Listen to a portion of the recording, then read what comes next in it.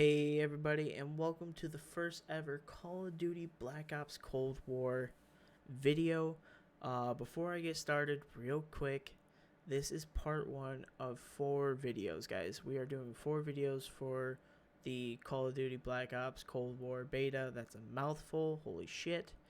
So part 1 is the one you're seeing right now. This is going to be all about the weapons and how I feel the current what as far as weapons where we stand for Cold War, Black Ops Cold War. Part 2 is all about score streaks and perks, plus skill-based matchmaking, because I think perks and skill-based matchmaking kind of tie in, and I'll get to that later on in another video, along with maps and 6v6 game modes for 6v6. So we're talking about Cartel, Miami, Satellite, and Moscow. And then part 4 is all about the special game modes in the future of Call of Duty, and where we're going to kind of see it, hopefully see it take off as far as like Warzone and all the other stuff later down the road. So before I get into the weapons, let's see the intro. The darkest night is always seen. Wait on the nothing, we're face to face. I've heard about you, you know about me. Already enough not to. Okay, for weapons, we are going to be comparing pretty much the XM4 with pretty much every assault rifle, because I think the MX4 definitely stands out. I mean, it's pretty much the most usable assault rifle that you can use if you want to be close range, mid, or long range, other than the QBZ, which I'll get into a little bit later. I'm starting off with the M4 because that's the assault rifle you're going to get at level 1, and you're, or technically level 5, that you're going to be able to start unlocking attachments for. So the M4 as a whole, from mid to long range, is good. Close range, it's a little bit iffy depending on what what kind of player you're facing against, and also what kind of weapon you're also up against. But for the most part, it's a pretty reliable gun all around. Actually, all the assault rifles are really reliable in a lot of situations. Moving down, we are looking at the AK-47. It's probably the strongest hitting assault rifle, probably the slowest in speed as far as aim down sights and like moving side to side. And I mean, and once you unlock the attachments, you are able to fix it a little bit, but it's definitely still noticeable between the AK-47 and the QBZ. But overall, still a really strong gun. Honestly, I'm so happy we can finally use an AK-47. That's good compared to like Modern Warfare, where the AK-47 was this complete dog shit. And then you have the Craig 6. Craig 6, I honestly think, is a little bit better than the M4. Basically, stat-wise, it is. It has more firepower, the same speed, higher accuracy, like almost double accuracy, and a little bit more ammo, which I don't know really what the ammo thing does. I think it reloads a little faster than the M4. So overall, a way better gun than the M4, and I think overall a better gun than the AK-47. But this is where we get into it, and I haven't seen a lot of people use the gun during the beta, because mostly people were using like the Craig or the MP5 or sniper rifles, and then occasionally like the SMG or AK-74U, a few AKs. But the least amount of times I've seen this gun, or any gun, was the QBZ-83. Now we look at this weapon compared to the M4, has a little bit more fire rate, higher speed than any other assault rifle, which means not so much as movement speed, but aim down sight speed, moving side to side. Now this gun does have a little less accuracy than the M4, but I think with the way the attachments are set up, I mean, any gun can be accurate in this game. So for me personally, I want to look at firepower and speed when it comes to the weapons, and this thing has high speed compared to the M4, and ammo, it's a little bit higher. But when you make this thing and have all the right attachments on it, it has no recoil, aims in so fast. The strafe speed is okay. I mean, it honestly could be toned down a little bit, but it shoots so quick, guys. Like, honestly, it's probably one of my favorite assault rifles out of the 4 that we got to play. So just I'm gonna say, when the game actually comes out, since the beta's over with, it might take a little bit to level it up because it wasn't the first assault rifle that we actually got, and I think they added this assault rifle in like when the actual free to play popped up instead of just the PS4 PC open betas. So it's definitely a gun that I hope doesn't change. Then looking at the submachine guns, now this is one complaint I did have. The MP5 is too overpowered, and it's the first submachine gun that you get at level 5, which is really surprising to me. But honestly, I think as far as the beta stands, I think the MP5 could be moved down to where the AK-74U is, which I think you unlocked at around level 20, 25-ish, maybe a little less. But around that area, it definitely took like 5 to 6 games to unlock the AK-74U. So I think if they're going to keep the MP5 where it's at the same, they definitely need to move it down the list as far as unlocks. The Milano 821. Now, I'm not going to call that. I'm just going to call it the Mac 11. Now, looking at it stat-wise, it has higher firepower, more speed, a little more accuracy, and more ammo compared to the MP5. Now, the reason why I'm talking about this, guys, is that the weapons in this game have stats. Like, you can see the movement speed, you can see everything down to a T with the weapons. So that's why I'm kind of reading them off and using, like, the first weapon to kind of compare. Now, the Mac 11, I have no complaints about. Definitely didn't seem like it was much of a shred machine compared to the MP5, but definitely held its ground as far as close to mid-range and a little bit long distance. MP5, I think, was more of the SMG that always shredded up close. Like, if you wanted to be a sweat during the beta, the MP5 was the go-to, especially since you probably started leveling it up before any other weapon because it's the first weapon out of the SMGs. But the Mac 11, the Milano, still held its ground. The AK-74U is definitely a lot worse than what it was in the alpha. Way worse. Honestly, it's probably the third best SMG, I would say. The Milano and the AK-74U, it was a hit or miss for me with these two SMGs, because sometimes it seemed like the gun shred and then other times it didn't, whereas the MP5 just always seemed to shred. So that's kind of where I'm at with the AK and the Milano. They're definitely both still really good weapons. I think maybe the AK could use whatever the Milano has, because it definitely seems like the Milano was working more or doing better than the AK-74U during matches. And then the KSP-45. I can tell you guys right now, I did not touch the gun. I did touch it. I poked it. I did. Okay, I did. I touched it. I poked it. I did a game with it. I got halfway through the game and I dropped it. Now, this gun was definitely a miss for me. Other people I saw running it, it seemed like they were enjoying themselves. It just wasn't for me, and that's okay. That's honestly what I think Call of Duty needs, is where, like, just some guns, like the FAD in Call of Duty Ghosts. I love the FAD. FAD. I saw no one else use that gun, but I think it was one of the best guns in the game. Had high fire rate, good accuracy, overall just a milk machine, and no one used it. And I think that's kind of where the KSP is at for me. It's definitely seemed like other people were melting with it, but not me. So I just never touched it.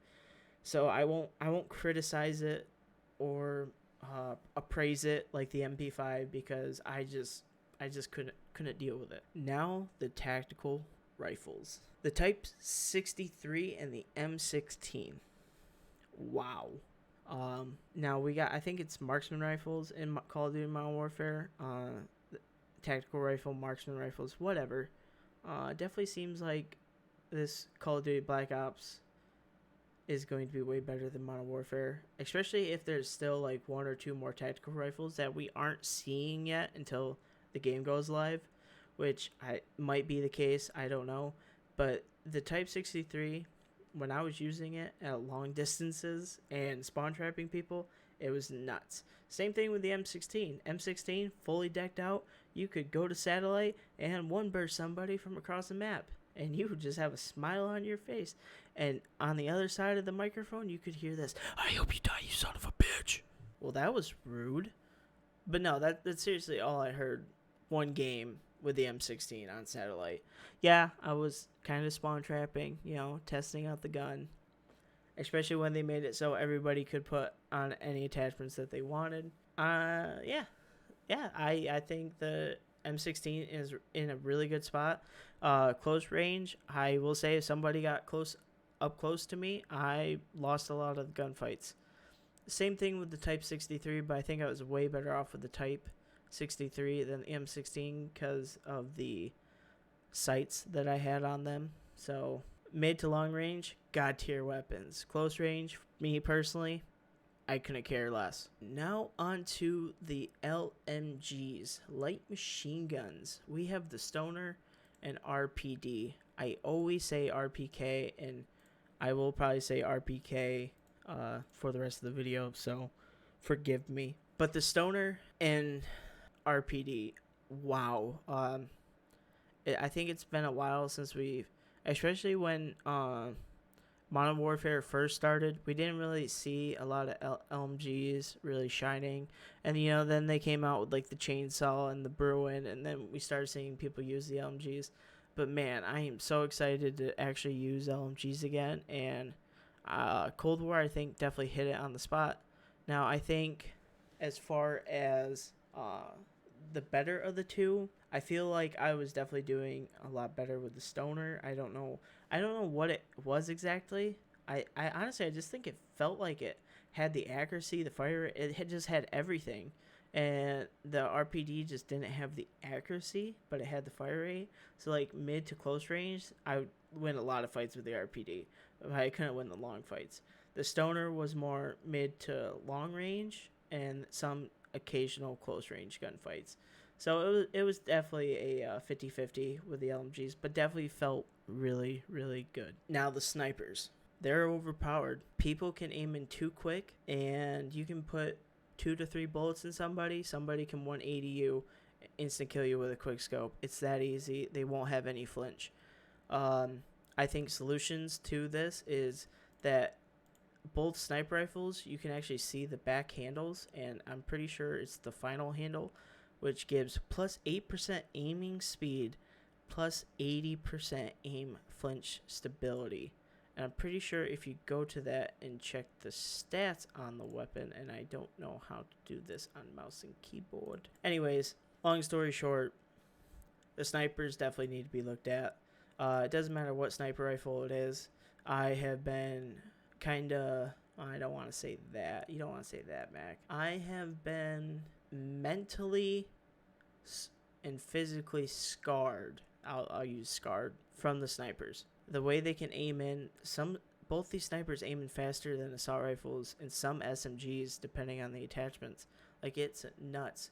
And on top of that, you got these people that can go in, quick scope, 180, slide, all this stuff, and they're not getting hit markers. Me personally, when I was using the sniper rifle, even if I was aiming in, chest high shot, I would still get a hit marker. Guy would be like 1 HP and just get away. So obviously, some people were having a grand old time with sniper rifles. I wasn't, and obviously, the really good players with snipers had a field day with me and a couple of my buddies on Cartel, which is definitely a map that you don't want to face some hardcore snipers, quick scope players on. So yeah, they definitely need to get rid of the flinch attachment. I'm sorry, but if you are sniping, it should be from long range. The whole point of the quick scoping thing is, like kind of like Modern Warfare, where it's kind of there, but not fully. Like, it does take a second to get onto a target when you are scoping in, but occasionally you will quick scope somebody because you weren't fully aimed in, but it still took a second to aim in. I definitely think they need to look at sniper rifles as a whole, and there's definitely some tomfuckery going on with with both these sniper rifles. Like, it doesn't matter if it was the Tundra or the P-Longton, I don't know, 703 sniper rifle. It doesn't matter which one it was. When I actually faced against somebody sniping, it was just nuts. But I would go to do it and just couldn't do it. Which I did. I do a lot of quick scoping in other games. Probably my favorite quick scoping game was probably Call of Duty Ghosts with Ready Up and Quick Draw with the USR. It was just so much fun. And I think this is actually faster than that, which is a little ridiculous. So hopefully they look at that. Now on to pistols. Or secondaries. I'm sorry, secondaries. Now on to secondaries. Don't yell at me. We are looking at the 1911. Thank God they brought this gun back. I remember sniping with this pistol in Black Ops 1. I remember it just like it was yesterday. Good attachments. Going on firing range. Popping people 2 to 3 shots from like one building to the other, or from the tower to the building to the like in front of the tower, the trailer. I'm sorry, the trailer. 1911 feels really good. The 3-round burst feels really good. I'm so sorry, but I never got. I think I picked up the Magnum once, and I don't know if the Magnum actually has a dual wielding perk to it. If it does, then awesome. But I will confirm that I only used the Magnum once, and I'm pretty sure the guy only had a few attachments on it. It didn't feel all that great, in my opinion. So if they do like a dual wielding perk with the Magnum, hopefully they don't make it like the 357 with the buckshots. But honestly, dual wielding Magnums with, you know, like the one burst shot up close, anyways, would be an instant kill, like a shotgun, dual wielding. So. But honestly, I never really used it. But the 3-round burst and the 1911 pistol I did use, and they both felt really great. And I think pistols overall are in a good spot. Wait a minute, guys. I'm on secondaries. Why the hell is the spaz and the pump shotgun? Wait a minute. This is a joke. No, it's not a joke, but it's one big fucking joke that Treyarch made to this game. Shotguns should not be secondaries. Alright? I should not have to face up against somebody with an M16 with somebody with an M16 in their spawn on satellite, one bursting me across the map. I finally make it over to the opposite side of where he's at, and he just switches to a spaz up close and kills me. That should not be a thing. Because either way, that guy has 8 attachments on his M16 and is making his M16 god tier, and the spaz is pretty good. Yeah, I will say it's pretty good. It's not the best. It's not like, you know, spaz 12 and Black Ops, but it's definitely manageable. Or you got a guy that has an M16 with 5 attachments, a spaz with 5 or 6 attachments, whatever, with 6 perks, or, you know, 2 stuns and 2 grenades, like. Or just, you know, just all out, like, 3 great perks that he gets to choose from any slot. It doesn't matter. Shotgun should not be a secondary at all. So, honestly, I'm not even going to talk about them. I never used them. I hate the fact that shotguns are in the secondary slot. So, moving on to rocket launchers. Rocket launchers, I think they did a really good job. The Sigma 2 and the RPG 7. I'm just reading them from the actual game while I go through this video. Honestly, that's all we need. Don't do any crazy shit like what Call of Duty Modern Warfare did with the Joker and the Javelin. Like, that's way too much. All right, I want my diamond skin, guys. I need it, and I didn't spend any time doing that with the Javelin or Joker. And if they do the same thing to this game, I won't have my cool, you know, end game skin with all the all the camos. I just won't do it. But that's me personally, guys. Obviously, a lot of people did do it. Honestly, I don't even I forget what they call the skin in Call of Duty Modern Warfare, mostly because I just couldn't care less about the multiplayer after, you know, a few months. So the Sigma 2 and the RPG, that's pretty good. One locks on, and I don't know if you can shoot it at the ground. Honestly, I don't ever recall shooting, which is surprising after playing Call of Duty, Modern Warfare. I don't think I ever shot the Sigma like into a room or anything, or even attempted to. But the RPG, I did. I will say that I did shoot the RPG a few times into the room, and it felt good. All right, it made me feel good. Same thing with the Sigma 2. That's all you need for the rocket launchers. That's all I'm gonna say. And then obviously you have the knife. I will say I never ran the I never ran the knife in multiplayer, but when I did die to it, it was mostly from people playing Dirty Bomb, because I think people ran the knife when they ran out of ammo and basically just dropped you in one knife and then finished you with the knife. But I also saw a lot of people complaining about the knife, and I forget if it was good or bad, but we're gonna leave it at that, guys. The knife, it is in the game. Yay! Shotguns are secondaries. Boo! Sniper rifles are overpowered. Boo! And the MP5, I think needs to be nerfed a little bit. Clap. Other than that, guys, that is the whole video. Now, like I said, this is part 1 of 4. So if you guys enjoyed this video, I'm sure I'm going to be probably uploading each of them every single day, or I might just upload all of them at once. I don't really know yet. But I hope you guys enjoyed this thorough video talking about the assault rifles and where they, or not the assault rifles, the weapons, where they stand. And I think some changes that need to be made. Other than that, guys, as always, please like, subscribe, turn on notifications if you did enjoy this video. And I'll see you in the next one.